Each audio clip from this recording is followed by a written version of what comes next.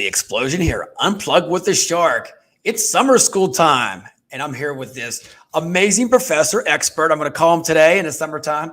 Okay, so this gentleman beside me, he's an award-winning recruiter, author, host of the Rainmaker podcast. He's the president of the Attorney Search Group, founder of the Placement Club, and keynote speaker, and so much more. Straight from Richmond, Virginia, the one, the only, Scott Love. What's up? Thank you, Richard. Thanks for having me here, man. This is great. Hey, anytime, brother, man. We're going to have a blast today, man. I got to tell you, man, I did a little bit of research on you, man. You've done a lot of stuff. I mean, you got a variety of coaching. I mean, you're guiding people in the right direction. But we just got to jump into this off the bat. The key word, the powerful R, which I love because that's my name, but the Rainmaker word. Give us a scoop on all that, man. What it is being the person that's going to get the call. You're going to get the call when there's an opportunity. And so I recruit rainmakers. I do legal recruiting. I recruit partners for global law firms, specifically corporate and private equity partners. I've been recruiting since 1995, Richard. I got into legal in 2009. Ooh. And 3 years ago, after COVID, I thought, I'm going to put on a show. I took my dormant podcast feed and I called it the Rainmaking Podcast. The domain name was available. And I thought, I'm just going to interview people. And turns out over 200 episodes, all on client development. So that's something that can help people. It's not industry specific, it's industry agnostic. But if you're in the business of getting business, like a headhunter, staffing company owner, recruiter, that's the show for you. Man, I love it. And you know what? We're going to talk about the client development first, but you know what? Like the sales, we know, and Scott, you know this being in staffing and recruiting, that a couple of years ago, it was all about the candidates, which we still need them. But now it goes back and forth every couple of years. You know that. It's like, what's the sway? It's going to be staff. It's going to be technology. Now it's more the human connection and getting people, getting sales. So what is your take on, let's just break it down. So the Rainmaker, basically, so when you see people come to you, say they're new in the industry and they want to learn from you, do you take them they go under your wing and then you coach them all the way up to the top? Sometimes I'll usually do one-on-one coaching with experienced recruiters that say, I'm going to be number one in my niche. I don't do a lot of one-on-one. I don't do any one-on-one for new people in the industry. I've got a group coaching call every Monday at 1:00 Eastern, where that's a good resource for them. But people that have been doing it for a while, they're like, okay, I'm at 400,000. Now I want to get to 500 or 1 million. I want to be number one in my niche. That's where I can help them because that's what I've done. I've coached a lot of people with that. I know where all the speed bumps are in getting there. And I think it is possible for a solo recruiter or a recruiter with a small firm or one recruiter in a big firm where that recruiter's brand can eclipse their global competitors. And that's something that you can do where, it takes a lot of strategy, I'd say is the word. Brand? Do I do anything about a brand? No, I'm just messing with you. But you know what? You're the shark. You're the staffing shark. That's right. A brand. Yeah. But you know what? It's so true. And we can both relate on this is I think this day and age, every recruiter or even a salesperson has to be a micro influencer. I say this all the time, Scott. We're in this day and age where if you just sit behind a desk all day, you got to put stuff out there, even if it's content that's not directly to staffing, it's bringing people into your community. Absolutely right. And I think three things happen with that. It used to be 4 hours on the phone calling anybody. Now it's 4 hours on the phone calling specific people that you've already targeted. And I really think at its core, it still is a phone business and always will be. But I think three things happen when you build a brand that eclipses your competition and become micro famous within a niche. Number one, you're able to get the call. That's easy. They see you, they call you. How do you make money off this? Well, people will call you. When they know that you are a credentialed expert in your field, they will reach out and call you. Number two, when you are learning to get to know, you develop a new candidate, you can reference some of your other resources. They feel safe. Oh, okay. I like you. I kind of trust you anyways, but that's going to help to accelerate the speed of trust because when we're done with this call, I'm going to Google you. I'm going to go to LinkedIn. I'm going to read your reviews. I'm going to see your thought leadership. Oh, you obviously are a credentialed expert.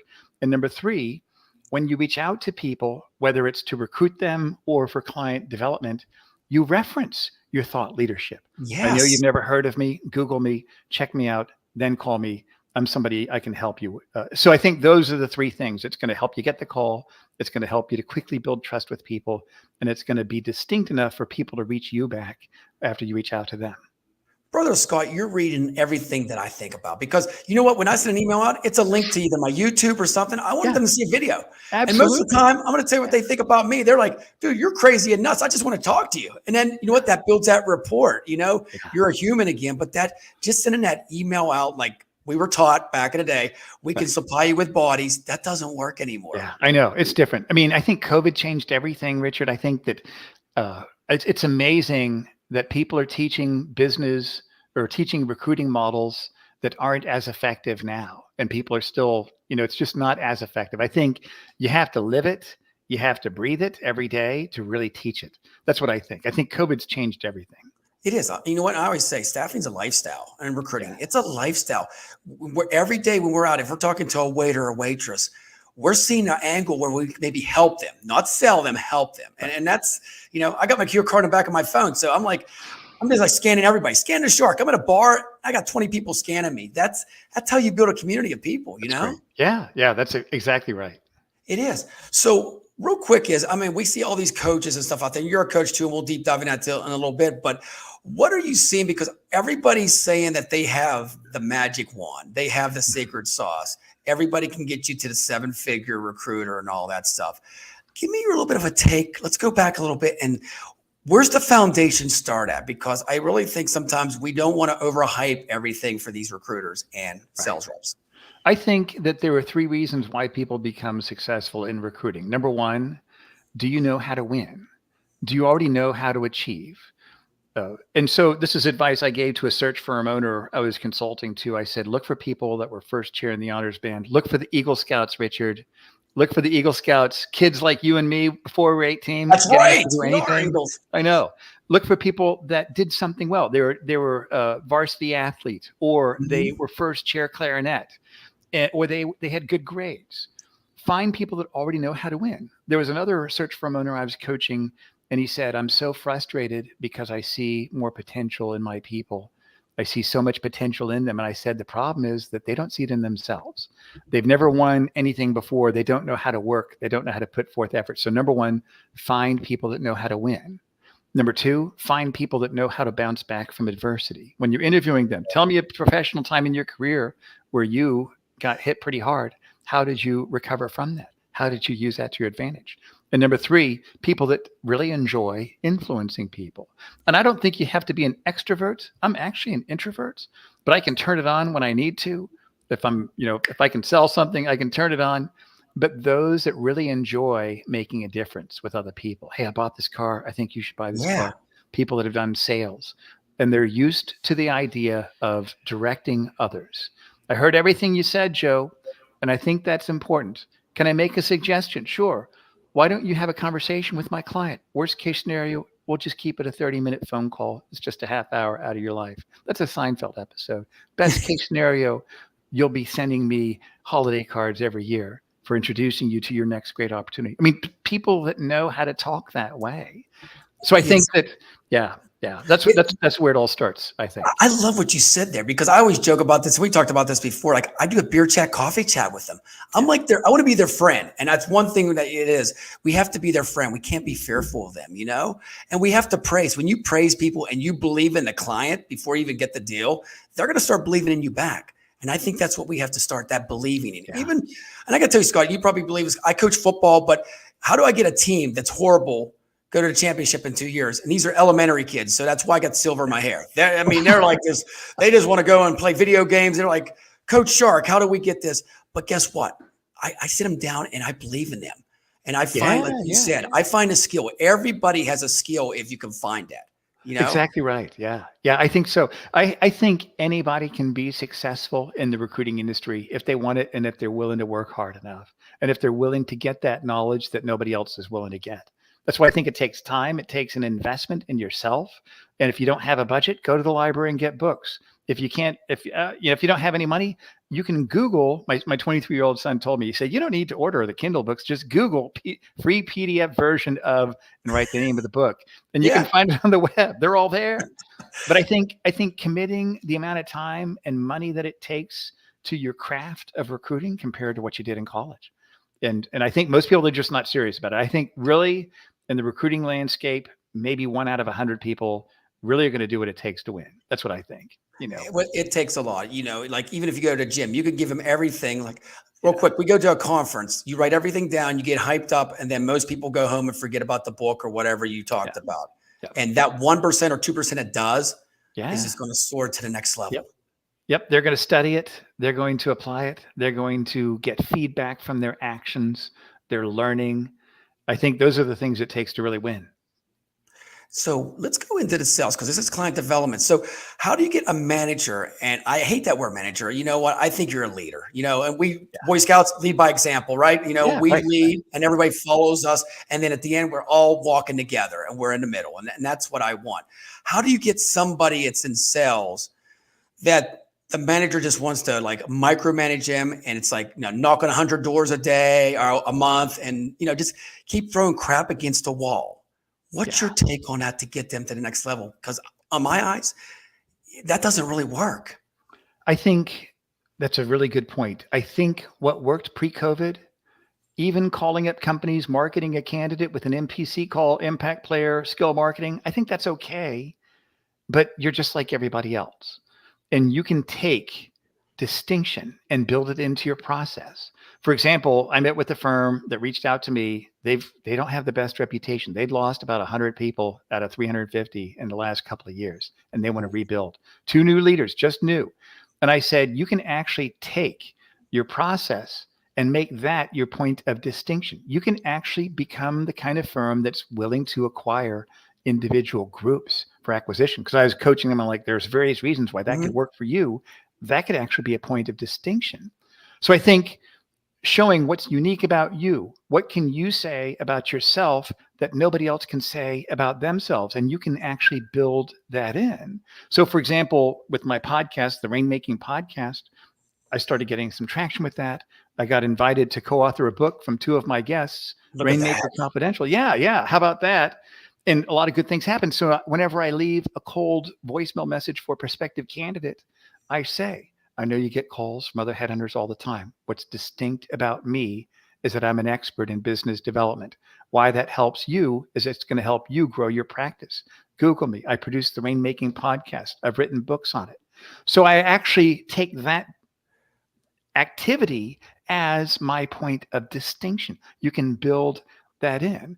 So getting the answer to your question, I would say reach out to client prospects, but reach out to them in a way to build thought leadership. Jerry, my name's Scott Love. We've never talked before. I recruit in the accounting and finance space. I know you get calls from other accounting finance professionals. I wanted to interview you for an article I'm writing on best practices of leadership within the accounting industry. And I'd like to talk to you about that. If you're interested, let me know. Wow, you're going to get a call back. It's going to be an interview for your blog or LinkedIn, whatever. But you're using that to get somebody to connect with you. And then business is going to transpire with that. I think what people forget is that sometimes it takes longer to get up to the higher level people. It takes a longer period of time. They got people chasing at them to sell them things all the time. And they're looking to deal with peer level experts. The fact that you're writing something that says you take your craft very seriously, you're obviously a leader in your profession, and you're reaching out to interview me, that obviously means you're very smart to ask me for my expertise. I'd be happy to give you my time. So, I mean, that's how I got my first client when I got into legal in 2009. Yeah. My first call wasn't to a firm. I want to help grow your firm. How many lawyers you placed? None. And I want to help you? No. I called him and I said, I wanted to interview you. I want to interview you for an article I'm writing on leadership about the Washington, D.C. law firm managing partners. He called me back. Long story short, I placed 5 partners within his firm in 18 months. And then my first client. So you got to start somewhere. If you haven't done much within your niche, you can build that within your niche. I think it takes a lot of strategy, though. You have to think differently nowadays. You can't sound like everybody else. What can you say about yourself that nobody else can say? That's the question you need to ask yourself, and that's the answer you need to find. I love how you said that, Scott. I got to say the word love. The key word love today. Scott Love. It's showing love for everybody. But you know love recruiting. Love recruiting. Love staffing. But you hit it on the head because what makes you different? Just to say that I place 300 candidates a month or something like that or whatever, that doesn't. It's about us. We're Eagle Scouts. You just summed it up. You have a book. You have all this. So guess what? if I'm sitting back as a client, I'm curious to learn how you did all this. And Yeah, I know. you know, and that's a curiosity that I really think is great. Then they're going to Google you, or even better yet, you just send them a couple of links and say, check this out. They're with their wife or their husband and they're checking you out. And they're like, this guy has a passion for what he does. Yeah, He's yeah. just not worried about just trying to throw some people there so he can make a buck off me, you know? Right. You know, I think there was one recruiter I coached. He used to be a professional golfer. And he Yeah. quit that because, I mean, that's a grind. And he knew he could take his same skills and make a good living as a recruiter. And I said, what's the stroke difference between you and Tiger Woods? And he said, it's just 2 strokes. So that tells me there's thousands of people that are all pretty much around the same skill level. I'm really involved in the legal recruiting industry. I was 7 years on the board of the National Association of Legal Search Consultants Trade Association. And there's several hundred members. And, you know, in terms of my skill, I'm maybe in the middle compared to all these other magnificent people. So you got to do something that helps you to stand out. And so that's why I think I'm kind of average in terms of, you know, skills. I'd rather be playing golf. I'd rather be playing the poker tournament right now, but I got to work, right? That's okay. So I look at recruiting as my poker game. That's my game. And so I think you can build that credential where other people have said that you're an expert because you've been on this podcast, this podcast, this podcast.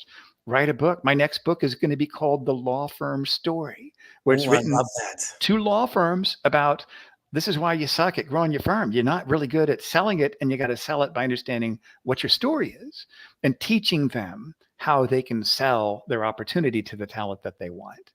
Dude, Those are the things you can do. And that doesn't replace prime phone time. That doesn't replace prime phone time. Exactly. So, okay. So your book out there, pull that back up. I want to see that for everybody. Your book that you just, so let's just take about 2 minutes here, 3 minutes and talk about this book. So you co-authored it with 3 other people, right? Two others. Yep. So they invited you in to do it. Yep. What was your feeling going through this book? I'm sure there were some chapters you didn't, you know, you threw out. And I mean, give me your experience of writing a book a little bit. What was it like? Right. Well, I was lucky. I mean, I'd written 2 before. My first one was Recruiter's Adventure book in 2003. The second one was 2016. It was Why They Follow, How to Lead with Positive Influence. It was basically, if you want to become a better leader, find out why people are going to follow and do that. And so this is something Henry DeVries, he owns an independent book publishing company, and Mark LeBlanc, who's a highly regarded speaker in the business development area. They had both been on my show. Henry and I, we'd been quoting each other in articles we've written for years. And Henry said, Mark and I have written books before. We'd like to invite you to write one and supported by your brand of the Rainmaking podcast. And I found that I meet with the law firm leader. Guess what I'm bringing? I'm bringing a copy of my book and I'm going to give it to him. And I wait for him to sign it or to ask me to sign it. Would you mind signing for me? Sure. And so guess what? Guess what my business card is? I mean, it's a good book. I mean, I wrote a third of it, and I don't mean to say, oh, it's a good book, but I mean, this will really help people. But even if they don't read it, what does that tell you of my brand compared to everybody else? Or a stress ball. Yeah, you got the book, and then somebody brings a gym bag in or a stress ball, which I hate stress balls. We don't need stress. I never got that. Did you? Here's a stress ball. Right. That is awesome. So, and you know what? I love how you took it to the next level. So, you know, you jumped on board with that. You got the book. And then when you go in anywhere, how many people doesn't want a free book? I mean, I love free books. Yeah. And I found it's a really good calling card. It is a point of distinction. And there's good content in there that can help people. And plus, even on the candidate side, when I talk to a candidate about that, hey, I'm going to send you a copy of my book. What's your home address? Or even the podcast. And I think giving people something. And I have 2 colleagues that one helps me with partners and does associates, and the other one does associates. And one of the things I've taught them is when they're calling associates, they don't want to move. Jerry, it was nice talking with you. I want to give you something. All of a sudden, oh, what is it? A pair of Ginsu steak knives? I want to give you something. At some point, you want to become a partner, and you're going to have to learn how to get your clients. I'm going to send you a link to a podcast our company produces called the Rainmaking Podcast. Yeah. And this is to a candidate. Oh, wow. Thank you. My pleasure. Say, maybe you know somebody I should be talking to. Quid pro quo. I did a favor for them. Principle of Cialdini's principle of reciprocity. Now I've earned the right to ask for something back because I've given them something. So that's another tool. That's another way that we're able to use that. Plus it connects us with them. And so And that's something I've coached people on how to do. I do it on a very limited basis, one-on-one, very limited, only for experienced recruiters that are looking to get to a whole new another level. But it's exciting to see how just one good idea can open up a world. There's a private equity headhunter in London that I'm working with right now. We've been working for several months about what can he do. He's already done really, really well. He Yeah. wants to get more higher level retainer searches. He's competing with Korn Ferry, Spencer struggles, Heidrich's, Ooh. Heidrich struggles, whoever they are. He's competing with them every day. And we're working on how he can get that level of brand equity compared to his larger global competitors. And it's absolutely realistic. I'm gonna say it again. I love it, love it, love it. So I got to ask you. So, what made you get in the legal industry? I mean, you know, there's Yeah. light industrial where you'll lose your hair in 2 days there. But I Right. mean, what made you get pick a sector like this? Well, I started in commercial construction in 1995. My Okay. manager, Jim Vockley, he wasn't the owner, he's a manager. He trained me on the business. He did a good job. He's in Asheville, North Carolina. The owner of the company didn't pay me for commissions that I earned. So I hung up my own shingle, not even knowing this was an industry, Richard. I didn't even know that there are other recruiting firms. And I didn't, I mean, literally one bedroom apartment with a folding card table. That was my office. And I did well. 2002, I started a training company, started Yeah. teaching people the business because I like to teach. And Mhm. most of my clients ended up being legal recruiters.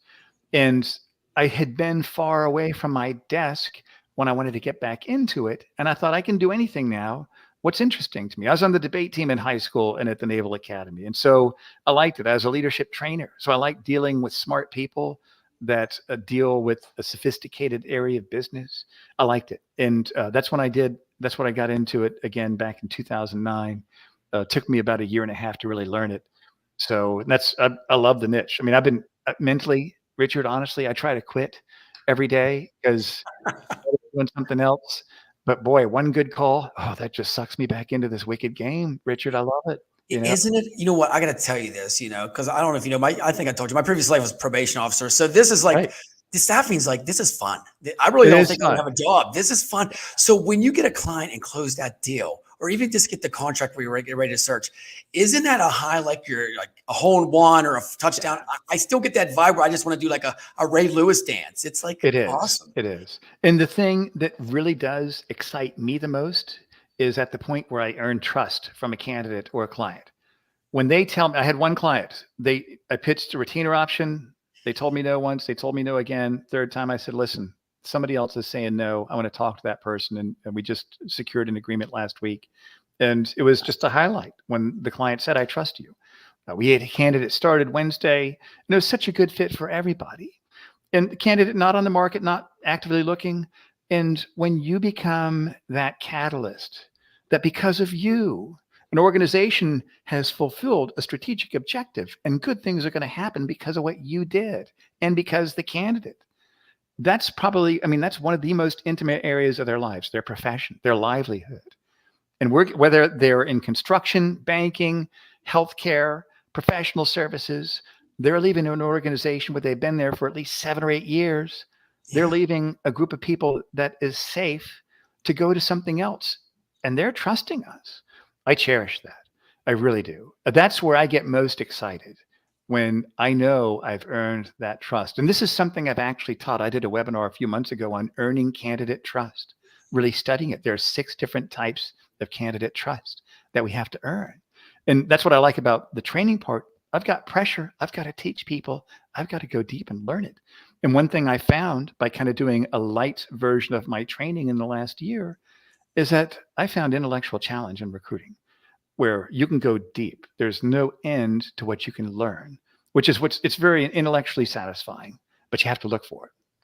You know what? Every time you keep talking about all this, isn't this like the Boy Scout? Our laws. I mean, come on. Yeah. Scout is what? Trustworthy, Trust. trustworthy, Let's do it. You loyal, ready to do them? Trustworthy, loyal, helpful, friendly, courteous, kind, obedient, cheerful, obedient. thrifty, brave, clean, and reverent. It's all there. Isn't Yeah, that part of sales? And it is. that's part of the whole staffing industry right there. Exactly. Yeah. Yeah. And we It's, follow yeah. that. And I think it's being the person that is worth trusting. Where, something I've done with people that I've coached, we go deep. What are your core values? What's your life purpose? What's the vision you have for your life, your career, but your life? And I think you have to have that. I think you have to be clear on what your values, purpose, and vision are. And sometimes the vision can change. Yeah. But I think that, and this is a quote that I came up with years ago, that recruiting is a personal development opportunity disguised as a career, disguised as a job. That the more you grow in your character, in your spirit, in your soul, the more you're going to earn. And that's why I get frustrated having to convince somebody to spend $87 on a life-changing webinar that's going to make them hundreds of thousands of dollars in the next year. It's easier for me to close a big fee with the sophisticated law firm than to convince people to be successful. So anyways, that's my whole take on it. There it is. I think one of the other ones about client development is satisfaction. Long Yeah. as they get satisfaction out of this and you don't disappoint them and disappoint yourself, you're probably just like me. You know, the first thing is I'm hard on myself. I don't want to disappoint myself, and definitely want them to have satisfaction. Yeah, I think you're right. And I think that when we take it seriously, I mean, yeah, it's all business, but it is personal. That's when it's very fulfilling.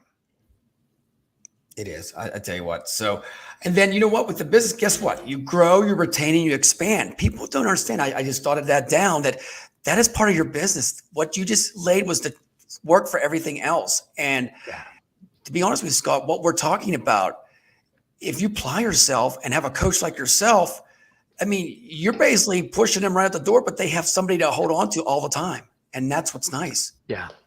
And there's some great coaches out there. I mean, I think Danny Cahill, Mike Giunta, I mean, those guys are legends. I think one of the best trainers in the business is Bill Radin, if anybody's ever read his books. And I think that it's unique when you find someone like him that teaches the business and also does it. I think you have a different perspective because they're connected with the market. You know, the last time I made a candidate recruiting call was about an hour ago. I've had 2 calls come in from people I really want to talk to on my voicemail right now. I'm in it. Last time I met with a client was yesterday when I met the chief marketing officer of a new retainer client that we're working with. So I'm actively in it, you know, and, you know, there's no limit to what you can do. There's some serious income in there, but that's not what it's all about. It's all about that mutual satisfaction of needs that you create between 2 different entities. That's what it's all about. When you do that, you can do it a lot. It's great. There's nothing else like it. Well, what the best about you, Scott, is you're a coach, but you're like, I always say this, you're the player too. You're like the Pete Rose, you know, you're the coach and the player. And I think this is something I always say, if you're just a coach and you haven't played in a while, get back in the game and play with them. The game changes, man. Yes. Yeah. I know. And I see all these coaches out there, they're giving everything out there. But at the end, I always say, where's the actions at? It's like a Tom Brady. Where's the end zones at? Where's the touchdowns at? I mean, you can give all the blueprints in the playbook like a Bill Belichick, but if you don't see the results, that's what I want to see from a coach. It says, I see the results from this person. And I think that a real coach doesn't have to have that particular industry expertise. If they've been trained, if they're a certified coach, they know how to ask questions that people know deeper within them. And that's what a real coach does. I think what we're kind of talking about are consultants, people that are advisors, people that instead, because a real coach doesn't have to have that domain expertise. He or she knows how to ask questions that help us make decisions. But a consultant, an advisor can really say, okay, this is what you need to do. This is how you pick a niche. This is how you set the tone for it. This is how you develop your brand. This is how you make connections with prospective clients. This is how you secure agreements. This is how you go forth and create your candidate pipeline and all that stuff. So I think there's kind of a mix between the coaching and also advisory work. And I think what a lot of recruiters need, they need somebody to not just coach them like coach, but really advise them on what to do next. And you know, and you hit it right there, because even if you're a sales rep, you're a consultant to that client. You're consulting on what you see out there. And take that sales part out of it. I mean, I hate to say it, but that salesy part, people can breathe through that, Scott. You know that. That's right. Do you have a good story before we wrap it up where you've met with a client and they met with somebody else? We don't have to mention like a competitor or somebody else, and it was pretty much they were just trying to sell them their staffing, basically. I remember the first shootout I did. It was with the firm. I'd done some deals, and they said, "Oh, our chairman is in Washington, and he wants to meet you." I thought, "Well, I'm delighted." And I'm sitting in the waiting area. Can't wait to meet the chairman. He flew in from their city where they're based. And their director of HR walks out. And as she's walking me back, she says, "Now you've got 30 minutes with Bob, and we have to end in 30 minutes. I'm like, why would he only schedule a half hour for such an important meeting? And I realized as we're walking in there, oh, it's a shootout, Richard. It's a beauty contest. There's two others after me. So instead of me having any sort of slick brochure or part of a multi-global legal recruiting company, I asked him questions. I said, what is the vision that you have in growing this office? And he said, helping us. He said, I want to grow this so that I will be able to retire knowing that I helped my partners achieve their goals. And I said, how would that impact your legacy? Now I knew I got him because he's a chairman. And then the third, I asked him, I said, what's the criteria of a search firm that you would have help you reach that goal? And he said, a firm that can bring people to us that wouldn't normally consider us. And I told him, I said, you're a big deal in your home office, but in Washington, everybody's a big deal and everybody's here. And they're calling the same people you are at the same time. What you need is someone who is an expertise in sales, someone that has salesmanship. I got the account and I did a lot with him. And I beat out two other bigger names. But see, it's all humility. It's all gravitas. And I think every day you got to wake up, you got to make your bed and you've got to follow rituals and habits because this is a sport, Richard. And those people that are willing to play it at a high level will find fulfillment that they cannot find everywhere else. They will be sore when they go to bed. They will be tired when they go to sleep, but they will be tremendously satisfied and they'll have a very good retirement waiting for them someday. And that's what it's all about, I think. Man, that you just took that out like a Tony Robbins script, man. That was great, man. I got to tell you, Scott, that was great. Before we wrap out of here, man, I got to give you some shout outs here. This is your podcast is once a week. Is that where it's at? Every Thursday, we drop a new show. Over 200 All right. episodes. It's industry agnostic. It's all on client development, business development, sales, and related topics. The rainmakingpodcast.com. Make sure you subscribe to that. And then also, Scott's everywhere. I pulled this up. Look at this guy back in the day, or maybe I was yesterday. Oh, that's me. That's a couple of years ago. Look and at also, that, man. theplacementclub.com is my light training site. I don't do a lot of that. I have a 1:00 Monday Eastern Time group coaching call. We talk about a different topic every week and we go deep. And then about once a month or every other month, I do a webinar. I charge for that, but members get that for free. And there's probably about 50 hours of resources on that. Theplacementclub.com. Check it out. You'll be happy that you did. Man, well, I got to thank you, Scott, for coming on for this 30 minutes, man. I mean, we learned so much in that short time. You know, your book's out there, you got the podcast, everything like that. If you guys get a chance, make sure you follow Mr. Love. It's so easy to find. Scott Love everywhere. But yeah, I'm definitely looking forward to having you on again and maybe deep diving in with some tips. Yeah. If you don't mind sometime. Give Absolutely. some like little free snips of shark bites out there for people. Yeah. And I'll see you at NAPS in the fall in Scottsdale. Yeah, I'll be there, man. We'll have That's a cold one there and we'll relax around the pool. It's like an oasis there, I hear. Bring your golf clubs, man. I'm bringing my golf clubs. Well, just let you know, I play like Happy Gilmore. Is that okay? That sounds great. If you guys get a chance, check us out. Remember, smash the button below there. Staffing Shark on YouTube. Support myself and everybody else because we're all in this together to win. And that's it. That's a wrap. The bell's over with. School's out right now. We'll see you next week on another session. Take care, guys.